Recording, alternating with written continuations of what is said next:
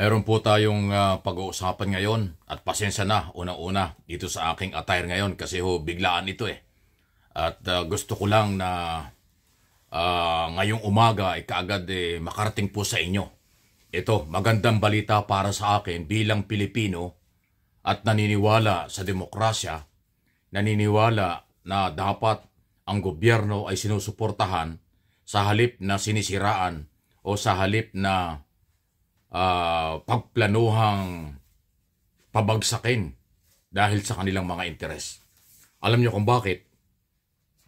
Nanindigan na po at hindi lang paninindigan, kung hindi nag-warning pa, nagbabala ang Philippine National Police sa lahat po na nagpapakalat ng fake news tungkol sa destabilization. Ang tinutukoy dito yung tinatawag nilang mga content creator or yung mga vlogger na atat na magkaroon ng problema ang ating bansa. Gustong-gusto nila na magkaroon ng crisis at nang bumaba ang rating ni Pangulong Marcos at nang masira ang mga Marcos at kanilang palitan. Yan po ang gusto nilang mangyari. Napakadilim, napakalabo ng kanilang mga plano at gustong gawin. At dahil dyan, hindi naman talaga makukumbinsi ang militar at pulis sa ganyang galaw kasi matitino at professional ang ating mga sundalo at kapulisan. Kaya hindi sila magpapagamit sa maduming balak ng iilang grupo, lalo na po yung mga identify na taga-suporta ng mga Duterte. Nalinaw naman yan. Yung mga vlogger, content creator, yan ang mga nagpapalala.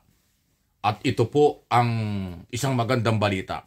Alam na po ng PNP kung sino itong mga content creator na ito, mga vlogger na nagpapakalat ng fake news na gustong-gusto nilang magkagulo ang ating bayan.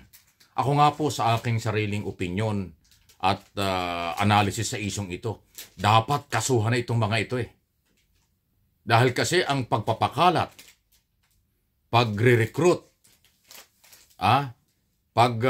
sasabi na may magkukudita o may manggugulo sa ating bansa, yan po ay parte na ng sedition or tangkang o galawang panggugulo sa ating gobyerno at labagyan sa ating mga batas. At kung sila ay gagalaw na may pagkarebelyon or papabagsak ng tuluyan sa ating gobyerno, pwedeng gamitin dyan ang anti-terror law. Kasi ang anti-terror law ang isa sa pinakamatapang na batas ngayon na pwedeng mag-imbestiga at magkasuhan at magpakulong sa mga magpapabagsak sa ating gobyerno. Kaya ito pong mga retiradong mga military na maiingay yung ilan. Yung iba ay vlogger pa. Yung iba naman ay nasa social media na rin. Isang taon na halos silang nag-iingay, wala naman silang nare-recruit. Kasi nga, tulad ng sinabi ko, matitino ang mga sundalo at pulis ngayon. Hinding-hindi po sila magpapagamit dahil wala naman malalim na dahilan. Ano ba ang mga dahilan ng mga ito? Di ba nag-umpisa lang ito dun sa confidential fund or intelligence fund? Ilang ang pinag-ugatan ng gigil ng mga taong ito eh. Naakala nila nung mawala yung confidential fund dun sa amo nila, akala nila magugulo na ang mundo. Ibig sabihin, dahil lang sa pera, nagwawala na sila. Samantalang yung amo nila, yung kanilang gustong iupo sa gobyerno, yung pangalawang pangulong gusto nilang iupo, alam naman natin yan. Nakapwesto naman Elected Vice President, appointed Secretary ng Department of Education, na mayroong pinakamalaking budget, 730 billion taon-taon sa national budget. So ano po bang hahanapin? Nasa kanya na ang lahat. Pero bakit yung kanyang mga taga-suporta atat na magpalit na ng administrasyon at palitan na ang kailang amo? Ano yun? Bawal po yan. Labag sa saligang batas ang anumang pag-aaklas.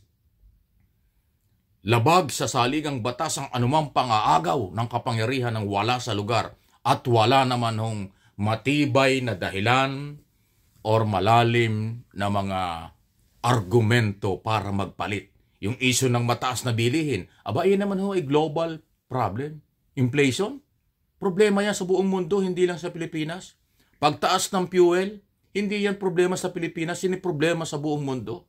Climate change, problema rin sa buong mundo. Ang magandang balita, magandang ekonomiya natin kaysa ibang bansa pero ayaw nilang tanggapin yon. Maraming mga project na ginagawa ang gobyerno, ayaw din nilang tanggapin yon. Ang gusto nila magpalit. Ang tanong ito. Ang tanong po ng inyong lingkod dito po sa aking mga channel, Mike Abby Opinions at MA Pinoy TV. Aber, kung sakali ba magpapalit ng administrasyon at ilalagay nila ang mga amo nila or babalik ang Duterte sa gobyerno, gaganda ba ang buhay natin? Suntok sa buwan yan. Huwag kayong magpapapaniwala doon sa ganon. Si Duterte nga ay 6 na taon na naging presidente. O di ba?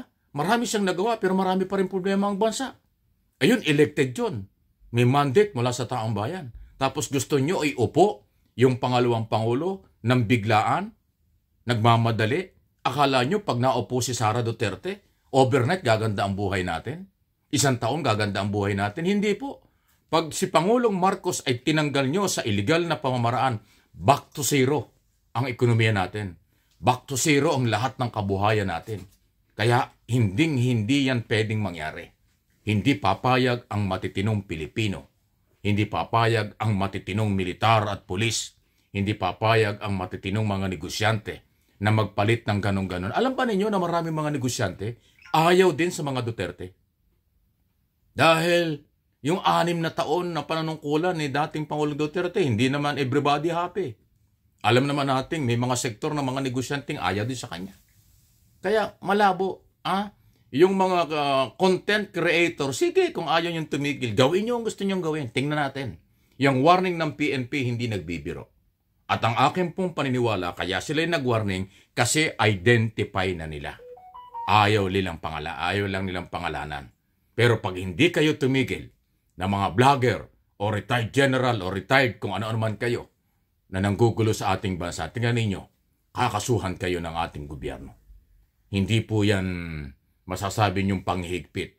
Yan ay pagpapatupad lang ng batas kasi kung magpapatuloy ang inyong panggugulo, magpapatuloy ng inyong pagpapakalat ng fake news na akala nyo meron kayong pwersa, akala nyo meron kayong kapangyarihan, akala nyo kayang-kaya nyo ang taong bayan sa buong mundo, sa buong Pilipinas, at sa buong mundo ng mga Pilipino, hinakakamali po kayo. Kakaunti kayo. Maiingay lang kayo sa social media, kaya dapat kontrolin na. Now na ng ating pamahalaan. Okay? Kaya po ako nagmamadali na pag-usapan ito. Kasi yun ang hinihintay ko Si Colonel Jean Pajardo, ang tagapagsalita ng PNP, ang isa sa naglabas ng warning. Pati na ho si Colonel Aguilar, spokesman ng military, sinabi na rin na, wala yan. Hindi totoo yan. Okay? Yan ay fake news. Na merong organisado, may destabilization, may pag-aaklas. Wala po yan, sabi ng militar at PNP. Ay kung hindi kayo maniwala, di bahala kayo. Subukan nyo ang ating mga batas. Subukan nyo ang ating mga otoridad kung saan kayo pupulutin.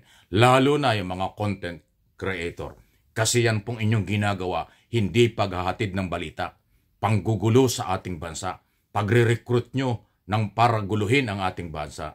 Ang ginagawa nyo ay nagkikreate kayo ng isang problemang labag sa batas. Yan po ay hindi trabaho ng media.